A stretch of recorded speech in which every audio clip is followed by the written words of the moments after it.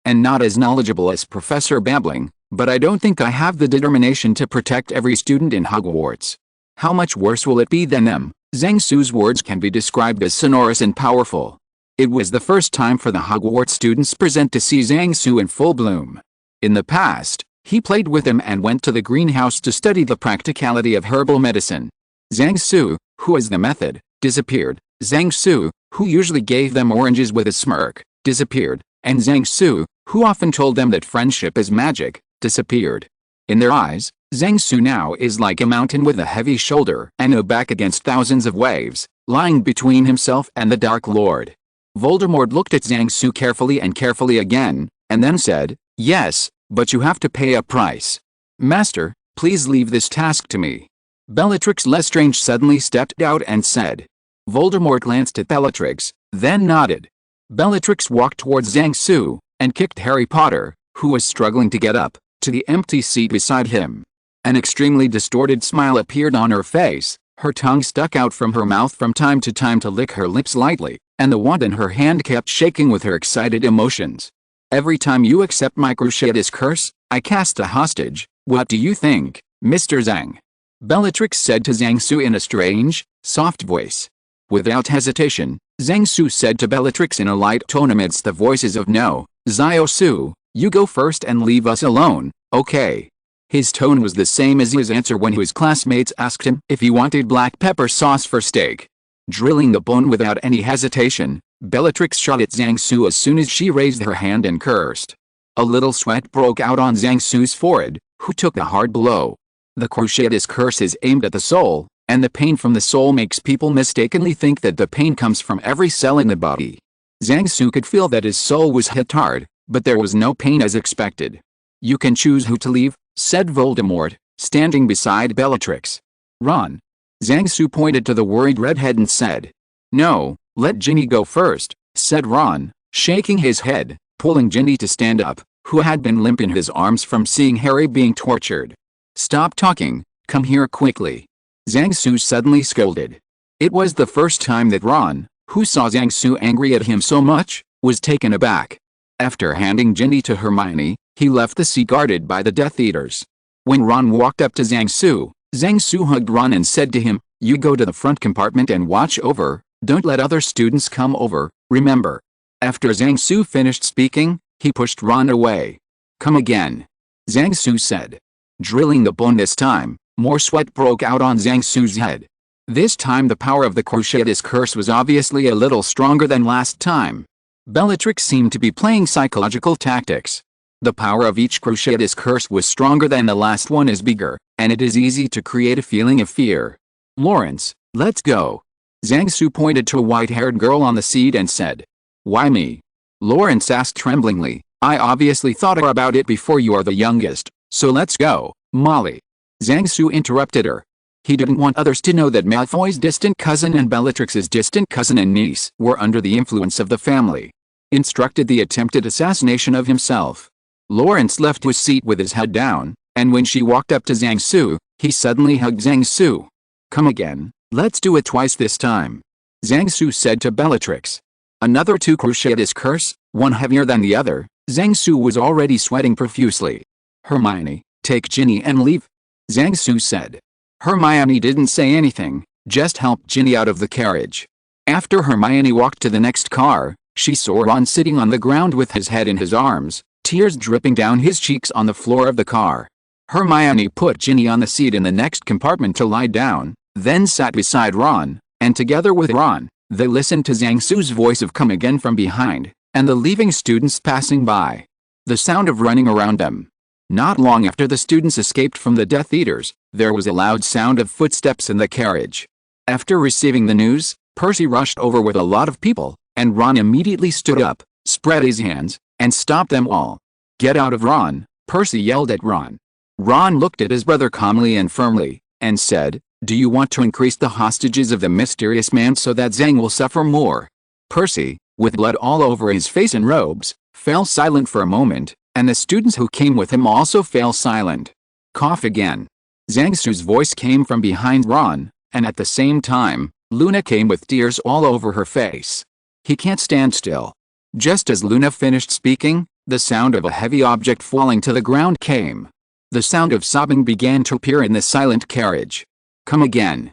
2 minutes later, Zhang Su's voice came again. Chapter 347 Strange Ceiling. 3 When Zhang Su woke up, he saw a strange ceiling as soon as he opened his eyes.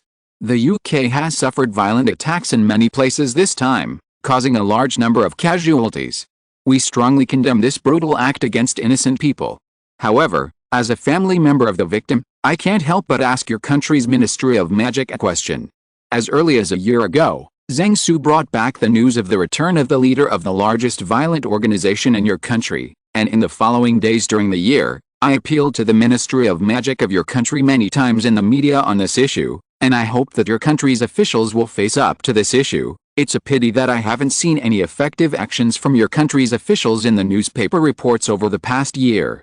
There are only various whitewashes, even though Zhang Su was not far from Hogwarts. It was attacked everywhere, and even the house was burned, but your country's officials still haven't done any work to strengthen the security of Hogwarts and its surroundings. At the same time as he opened his eyes, Zhang Su realized that the angry voice coming from outside the room, if he heard correctly, it should be his grandfather's. I still know my grandfather Zhang Su. Although he is usually cheerful, he used to be a senior party official in a pharmaceutical factory all the year round. Later, after his family took control of the factory, he still served as the leader of the factory for a long time. We must know that in the 80s and, s in China, a qualified leader of a factory must be able to obtain policies from the government at the top, compete with peers for profits in the middle, suppress the thorns in the factory at the bottom, and be able to solve problems in the factory. For trivial matters among workers, workers outside the factory can use trucks as a unit to pull people to find places when they are bullied, so his old man's momentum is still very strong. It's just that Zhang Su looked at the painting style on the ceiling that didn't look like domestic ones, and how could his grandfather be here? You're awake. A girl's pleasantly surprised voice sounded beside Zhang Su. Then Zhang Chu's face appeared above Zhang Su. I'll call the doctor. Zhang Chu said to Zhang Su. Wait. Zhang Su hastily and softly stopped her. While talking, Zhang Su felt that his head still had a little needle-like pain. My grandpa is here, Zhang Su asked. Uncle and brother have been in the UK for a while because of work. They originally wanted to surprise you at the station, Zhang Chu said. No surprises, scares for sure. Wait a minute, tell them to come in after my grandpa finishes venting his anger, otherwise he will take it out on me. Zhang Su said quietly to Zhang Chu, who is outside now. At this time Zhang Su had already found himself lying in St. Mungo's VIP ward. The person lying here the last time he came was Mr. Arthur Weasley, who had been bitten by a snake. Except for the uncle and elder brother who have been there, Professor Dumbledore came over early in the morning, and then Fudge and Scrimgeour just arrived not long ago. I've been in a coma for a few days, Zhang Su asked suddenly. 2 days. Zhang Chu replied. I thought that when I woke up, your child would already be running all over the place. Zhang Su said to Zhang Chu. Zhang Chu, who originally wanted to help Zhang Su sit up and only gave him the backrest with a pillow, put the pillow on Zhang Su's face as soon as his hand slid. Fortunately, the doctor removed the pillow 5 seconds before entering the ward for a routine examination, otherwise there would be a big oolong. People in the living room outside came in one after another when they knew that Zhang Su had woken up, and then examined Zhang Su with the doctors. At this moment, Zhang Su suddenly thought of Mrs. Norris, who had just been petrified by the basilisk, and everyone was watching her in the same way. Fortunately, everyone's onlookers ended soon, and then they told the patients that the patients would recover soon. Not half a minute after Zhang Su's face showed fatigue, Dumbledore, Scrimgeour, and Fudge all left, and only the Zhang family was left in the ward.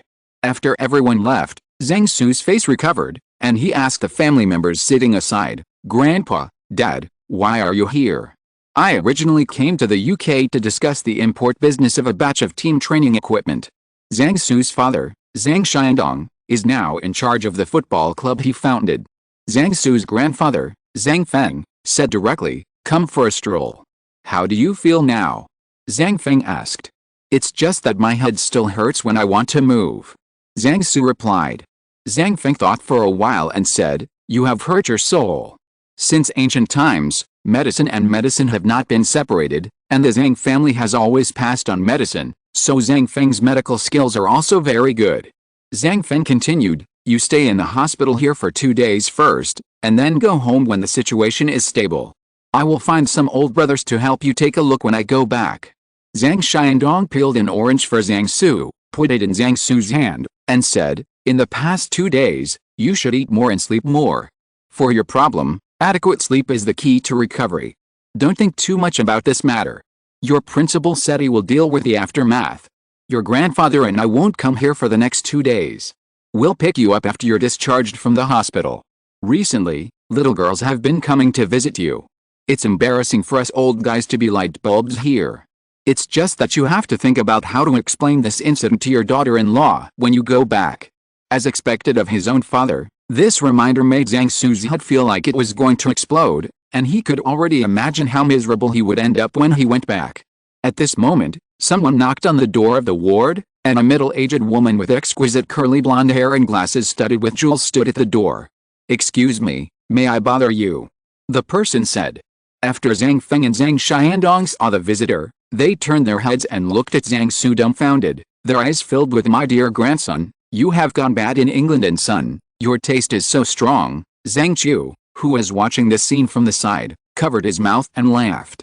At this moment, Zhang Su was almost possessed by Alsace. He said to his grandfather and father, "This is Rita Skeeter, a famous British reporter. She should be here to interview me."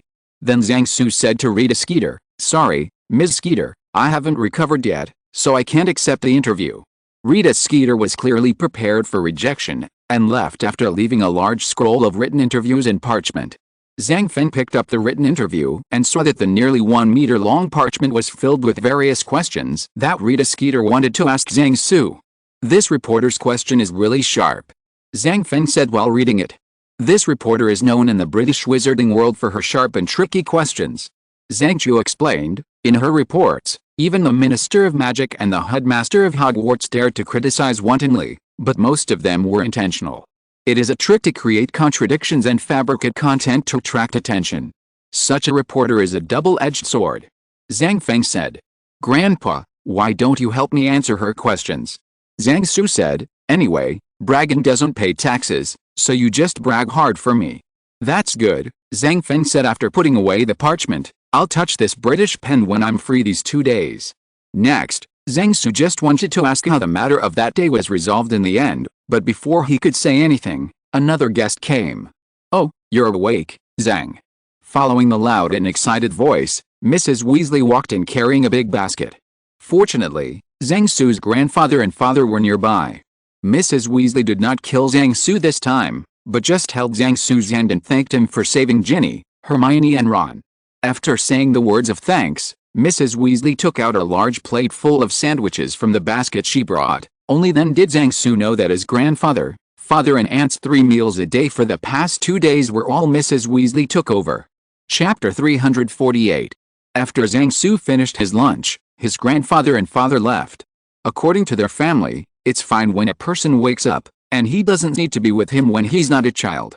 This is a habit formed during the years when Zhang Su's father was in the army. No news from the front line is good news, not the worst news is good news. So when Zhang Su's situation is not the worst, the family members are relieved. After the news of Zhang Su's awakening spread, there was an endless stream of people who came to visit him. Among the people who came to visit Zhang Su, apart from the students who were rescued by Zhang Su on the train that day, there were also many wizards who came here admiringly after reading the newspaper.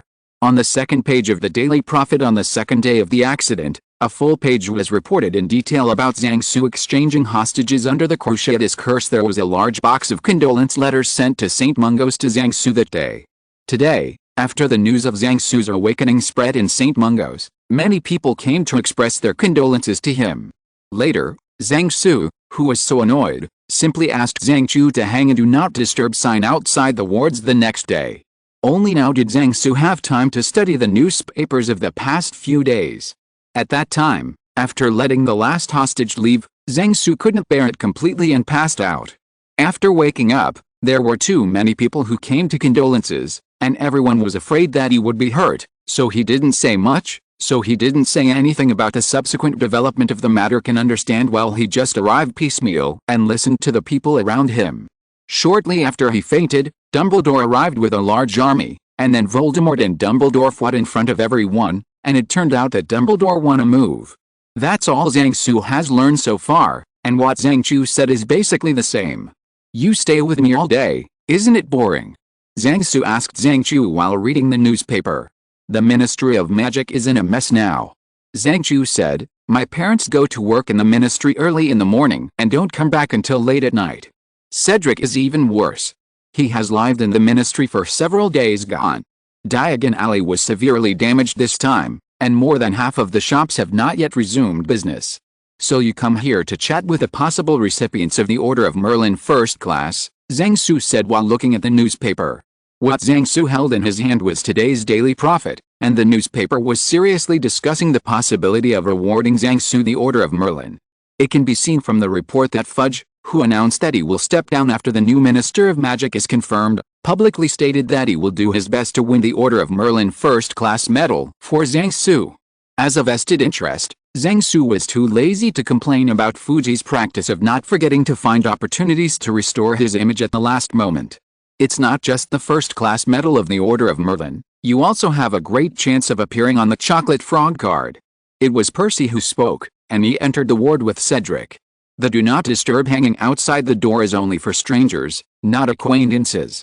Seeing the two people coming, Zhang Su didn't continue to lie on the hospital bed like salted fish, so he got out of bed and greeted them to come to the living room outside together. Why is the assistant minister of the new Minister of Magic and the new head of the Auror office coming to see me when they are free? Zhang Su asked them both curiously. Since the second day after the accident, a certain Western reporter listed all of Fudge's whitewashing actions in the past year in an article of Avada Kedavra on the Daily Prophet, and then concluded that Fudge should the conclusion that this incident bears the main responsibility. From that moment on, Fudge's downfall began to count down. After a series of open and secret struggles in recent days, a new round of personnel changes in the Ministry of Magic has been settled this morning. The news will be announced in the Daily Prophet tomorrow. These news are all nagging to Zhang Su. The Minister of Magic is represented by the hardliner Scrimgeour, the former head of the Auror office. Then the heads of the departments of the Ministry of Magic changed little, with Arthur Weasley transferred to a newly formed department. Cedric, the last assistant minister of the former Minister of Magic, stayed in his original position. Who told him that his father was the director? What is surprising is that the post of director of the Auror office, which was vacated after Scrimgeour became minister, finally fell on Percy's head. Zhang Su could imagine how a group of people were waiting to see Percy's jokes. A rookie who has only been in the job for a few years is going to manage the group of rebellious Aurors. No matter how you look at it, it looks like there will be a big mess. So at this moment when these two guys came to visit him, Zhang Su felt that something was wrong. The minister gave me half a day off, said Cedric, who had been busy with the ministry for several days. That's why you didn't go home to take a shower first, and you came here to look for Chu with such a stinky smell. Zhang Su pretended to be surprised and said. Then Zhang Su turned his head and said to Zhang Chu, you can go out with him, I don't need someone to take care of me now, I don't want to keep girls. If Zhang Su was not still sick at this moment, he would definitely be beaten. I'm here to look for you. Cedric said to Zhang Su, I got news from my father that it seems that many foreign dark wizards have come to England recently. Zhang Su was taken aback when he heard this, and said, what kind of thing is this? After the mysterious man made a high-profile appearance, European black wizards rushed to vote. Cedric obviously didn't know much about this matter, so he could only shake his head to express that he didn't know. Then what's the matter with you? Zhang Su asked Percy. On behalf of the Auror office, I will purchase a large number of armor charm amulets from you. Percy said straight to the point. Over the years, the effects and reputation of the iron armor charm amulets sold by Zhang Su have been very good. These amulets have been very popular since they spread from Hogwarts. Zhang Su thought for a while. He had other considerations in this regard, and then said to Percy, I suggest you go to Weasley's Wizard Wheezes to order related items for defense against the dark arts. Their research in this area is not short. It's time. Hearing Zhang Su's suggestion, the expression on Percy's face became very unnatural, while the other three people sitting aside were watching his jokes. As a result, Zhang Su didn't laugh for long, and the smile on his face froze. A witch in a pink dress walked into the ward, and Zhang Chu, Cedric, and Percy were chased away by her before they could speak. As soon as they left the ward, Zhang Chu and the three of them found several spells cast on the door of the ward. At this moment, the door of the ward opposite Zhang Su's ward opened, and Harry Potter was about to go out with the support of Ginny and Ron. For a while, 6 people stood there looking at each other, not knowing what to say. In the end, Zhang Chu asked Harry, "Harry, where are you going now that you can get out of bed?" Harry pointed to Zhang Su's ward at the opposite door, and said, "I can get out of bed this morning. The doctor told me to walk around more. I want to visit Zhang Su." Seeing the extremely strange expressions on the faces of the 3 people in front of him, he wisely shut up.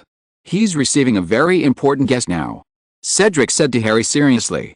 "I think he will stay here for a few more days due to serious injuries, so you still have time to visit him in the future," Percy continued. "Professor Scarlet is here," Zhang Qiuyan said concisely.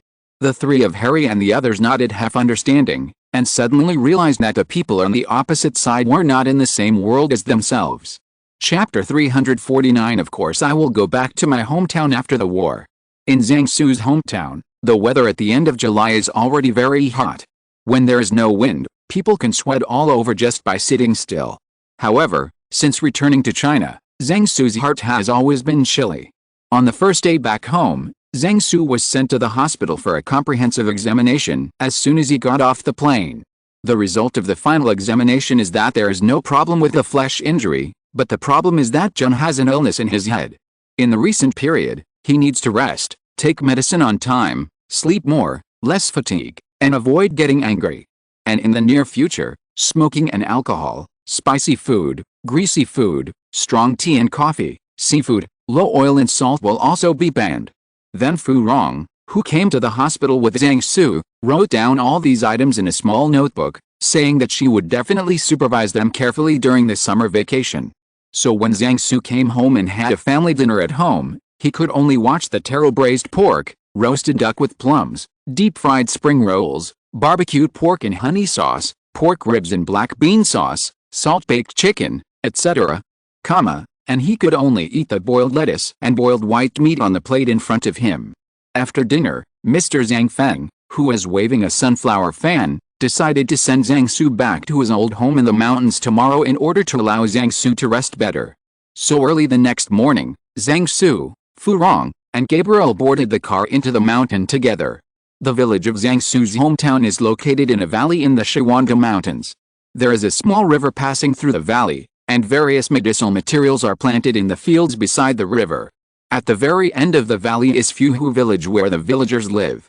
According to the village records, the ancestors of the Zhang family followed Zhao Tuo to the south later. When they were looking for a place to settle down, they heard from the locals that there were man-eating tigers living in this valley, and there was no way for people to live there, so the ancestors of the Zhang family stewed the tigers in the valley and entertained the local people from all directions. Since then, the local people have recognized that they have taken root here. Zhang Su once saw a huge tiger skull in the ancestral hall before, and it is said that it was the largest one among the tigers that were stewed back then. A few years ago, after Zhang Su and his family made a fortune, they spent a lot of money to cooperate with the local government to build a third-class road out of the mountain for the village, connect electricity and telephone, and repair a small sewage treatment plant for the village treatment facility. Later, Zhang Su took some great-grandfathers and grandparents in the village to fool around, and then built an ethnic-style resort along the mountain at the mouth of the valley. After the resort was repaired, Zhang Su asked Scarlet for help, and fooled a large group of Hong Kong local tourists to come here with a large amount of cash, to get close to nature at zero distance, to eat pure natural food without any pollution, to see the age of 100. Old Chinese medicine practitioner. There is no division of medicine, and the Zhang family is famous for its pharmaceuticals, so many people are also excellent doctors. When several rich men with 3 highs lived here for a month according to the dietary prescription prescribed by Zhang Su's grandpa Gao, and found that their blood lipids, blood pressure and blood sugar had dropped to near normal values, Zhang Su their village has become famous in their rich circle. As for the fact that Zhang Su's grandpa Gao can cure their 3 highs in 3 days, the villagers have been tight-lipped. As for why it is Zhang Su's grandpa Gao who treats the rich, it is because he was the most handsome man in the village when he was young. This phenomenon is most in line with the image of immortals and hermits in the minds of the rich. When Zhang Su and the others got out of a Ferrari with a Hong Kong license plate, their feet were still trembling. Fu Rong, who was about to operate at any time, let go of Zhang Su and Gabriel's hands after she got down on the ground. Zhang Su said to Scarlet, who came out of the driver's seat speechlessly, "Sister, did you fly a little low today?" After leaving the parking lot, Zhang Su led the crowd to greet Grandpa Gao. Having a boy or a girl has its own number of days, and it cannot be forced. If a person hurts the number of days will hurt others. As soon as he walked into the yard, Zhang Su heard Grandpa Gao talking to someone in the living room. Ever since the old man became famous as a miracle doctor by lowering the 3 highs, more and more people came to seek medical treatment with various intractable diseases and strange problems. When the old man was faced with some problems that violated his principles of doing things, he always talked about it to get over it. Zhang Su waited for a while, and after a middle-aged man in a suit came out, he brought Fu Rong and the others in. "Grandpa Gao, I'm back," Zhang Su said respectfully. "Zia Ojiajia, you brought all your daughters-in-law back." Mr. Zhang looked at Zhang Su with great interest and said, "Auvo, you as the smartest of the younger generation who can go abroad to study, the best at making money." He started a company at a young age, the most troubleshooting, and the farmhouse in the village, and the most well-connected. Mr. Zhao is equivalent to the younger generation who has eaten the fruit of faith in the alchemist world. The elders in the family were very satisfied with Zhang Su, and almost decided him to be the future patriarch by default. So after hearing that Zhang Su was injured in England this time, a group of old men were very nervous. It was not until Zhang Su's grandfather called to say that he was fine, and everyone felt relieved, but there is no basis for words. The old men still have to confirm that Zhang Su is fine before they can feel at ease. So Zhang Su was taken into the back room by Grandpa Gao, and then checked by the elders who had been waiting here for most of the day. When Zhang Su came out, Scarlet, who came to check his body together, had just come out of the women's guest house. And NBSP, the sun gradually went down, and lights began to appear in the mountain village. Outside the village along the foot of the mountain are Zhuang folk houses, Miao stilted houses, Yao bamboo houses, Maonan mountain dwellings, and Dong wooden houses, many of which are also lit. After the sun went down, the villagers and tourists who had dinner took advantage of the moonlight, listened to the croaking of insects and frogs, felt a cool breeze in the mountains, and strolled along the riverside paths or the ridges of the medicine fields. Gabriel was chasing sparkling fireflies by the river alone, while Fleur and Scarlet walked behind together, chatting with each other. At the head of the village, there is an artificial lake that was dug out many years ago. There are stone steps built around the lake for people to use.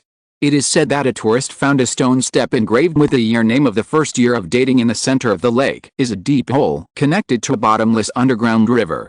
Occasionally, some fish unique to the underground river will be washed out of it by the water. There is a longan tree with a history of hundreds of years by the lake, and the branches are full of longan that is about to mature. The old man in the village said that it can be picked in a week. Under the canopy of the longan tree, there is a row of stone tables and chairs near the lake, where many people drink tea and chat. After the establishment of the resort, a few keen-minded villagers set up a small stall under the longan tree, selling some herbal teas and special snacks that are common to the villagers for the tourists who rest on the stone tables and chairs. Around a stone table, Zhang Su was drinking tea with his relatives in the village and bragging about his injury. The appearance is 20% similar to Zhang Su's grandfather, but with a beard. Zhang Lei asked Zhang Su without anger and prestige, "So, you were injured this time to save more than, classmates of yes, third grandpa?" Zhang Su nodded and replied, "Can you master the spell that female devil cast on you? Give me a try." Zhang Lei said. Zhang Su nodded, took out his wand, and cast the Cruciatus curse on Zhang Lei after he was ready. Zhang Su had no intention of murdering his third grandfather, so the Cruciatus curse was not very powerful. Zhang Lei just grinned and said nothing else. After coming over for a while, Zhang Lei, who carefully tasted the Cruciatus curse, said with a solemn expression, "This kind of evil spell is very tormenting, and the darker the person, the more powerful it will be." Then Zhang Lei looked Zhang Su up and down for a while, and said, "It's rare that you can make more than 20 hard hits in a small corner. If you were an ordinary person, you would have gone crazy. There were people who were tortured crazy by this kind of magic." Zhang Su said, "The parents of one of my classmates are policemen in the magic world over there, and they were tortured by this female devil with this magic back then. It was crazy, and then I helped to bridge them and heal them after I went over. At this time, Zhang Su's grandpa Gao took a sip of tea and said, "Your soul has been stronger than ordinary people since you were young, and the third wife of Senior Zhao has added some magic protection to your mind, so you didn't come out this time. It's a big deal. The longan on the tree will be ripe next week. You can take 2 bags to thank the old seniors. It doesn't matter how important the gift is, the key is that the etiquette must be in place." Zhang Su nodded in agreement. "Perhaps even if you didn't save them, they wouldn't die. Do you have any regrets for having suffered such a serious injury in order to save them?" asked a middle-aged man who had been silent just now. "Who knows what will happen next?"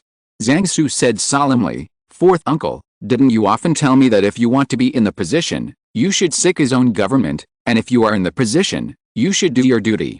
Since I am their teacher, then I should shoulder the responsibility of the teacher to protect the students, and there is no regret in the responsibility. Aren't you afraid of losing your life for this?" Zhang Su's fourth uncle continued to ask. "I'm not dead," Zhang Su said with a smile. "Actually, I've considered it before, and I'm just betting that they won't dare to kill me. Anyway, you can do this. You can be regarded as a strong man of our Zhang family, and you haven't embarrassed our people abroad," Zhang Su's grandpa Gao said. Zhang Su scratched his head in embarrassment. Then Grandpa Gao said, "Xiao Jiao, no matter what, you are still at the age of studying and learning things, and everything should focus on your studies. No matter how good you do other things, but you get 0 in all exams, everything is useless." Now Zhang Su was stunned.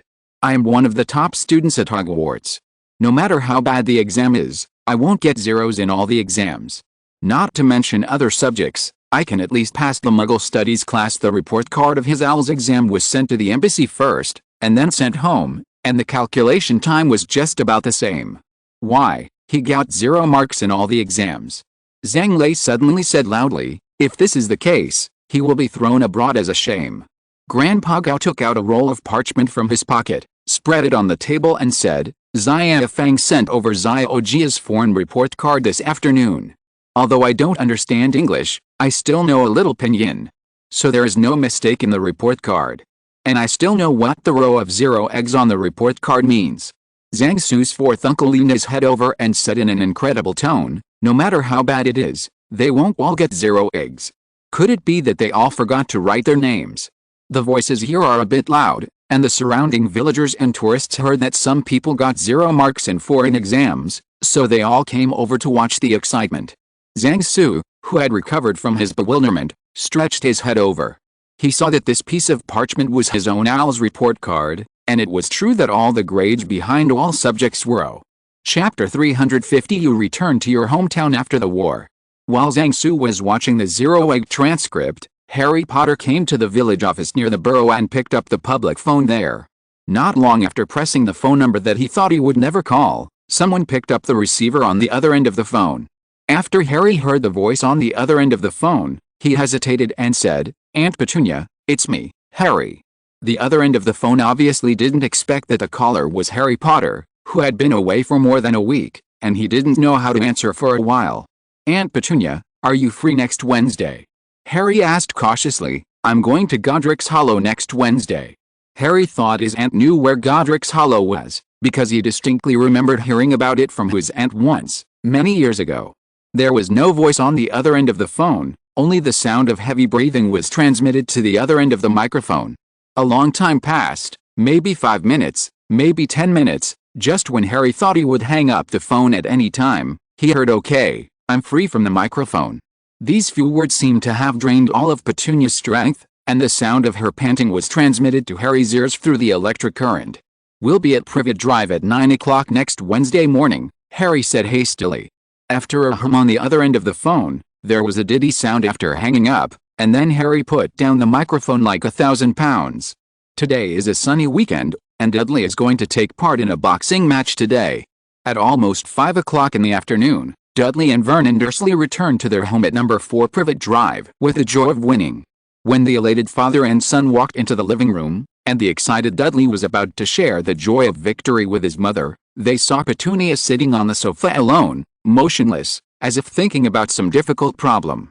The father and son, who found that something was wrong, immediately fell silent. Dudley stood quietly by the door of the living room. Vernon walked gently to the sofa, sat next to Petunia, and covered Petunia with his fat palm. Nee tightly grasped the hand of her skirt, and asked softly, "Honey, what's the matter?" After a while, Petunia raised her head and said to her husband, "Next Wednesday, I want to go to Godric's Hollow with Harry." Vernon patted Petunia's hand, and said solemnly, "I told you many years ago, and now I will tell you again, I will not alienate and blame you because you have a somewhat strange sister." Dudley looked at his parents, who were caught in a strange atmosphere, walked up to the second floor lightly, took his boxing gloves to the room and put them away, and then quietly came to the kitchen, trying to imitate his mother's previous appearance, prepare dinner for the family. Fortunately, Dursley's family is still maintaining a weight loss diet. In addition to cutting crooked slices of bread, Dudley can still do things like washing fruits and vegetables and putting them on plates. Dividing line today's trip was one of the most unique that the Dursleys had taken over the years. On Wednesday morning, Bill Weasley drove to the gate of number 4 Privet Drive on time. Then Vernon, who had asked for leave for today, got into the car with Petunia and Dudley, which obviously couldn't hold so many people. When they got into the car, they found that there were more people in the car than they expected.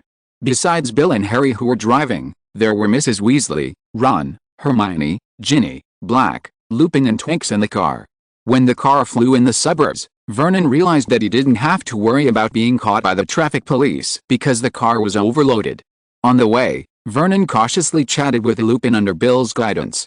Petunia and Ginny were talking cautiously, and Petunia was obviously interested in Harry's girlfriend. Dudley, on the other hand, was holding a huge school bag, looking out the window curiously, while listening to the conversation between Harry and his two friends. On the day Harry came back from vacation, Dudley and his parents waited for a long time in front of the train station, but they didn't wait until Harry pushed the trolley with owls out of the train station, as in previous years. Later, a strangely dressed man came and told them that Harry's train was attacked and Harry was seriously injured and sent to a hospital called St. Mango for treatment.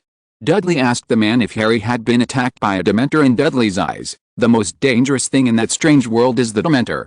Then the man shook his head with a weird look on his face and said that he was attacked by someone who couldn't even be named, which made Petunia scream. Finally the man led them to Harry's ward, where Harry lay motionless on the bed as if dead.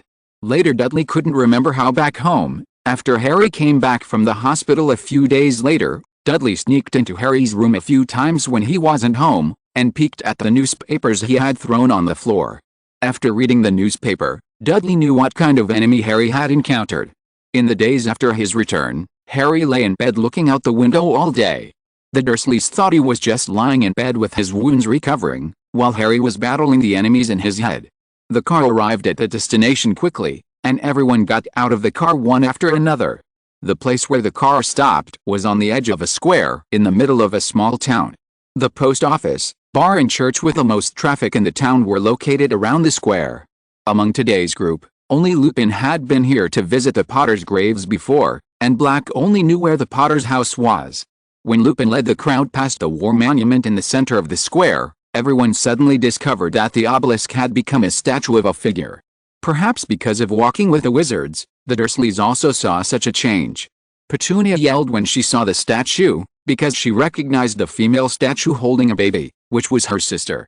Harry, on the other hand, walked to the side of the statue, staring at the faces of his parents, and the unscarred self in his mother's arms.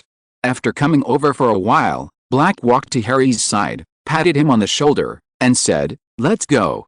After experiencing such a small episode, the expressions of Harry and Petunia became serious.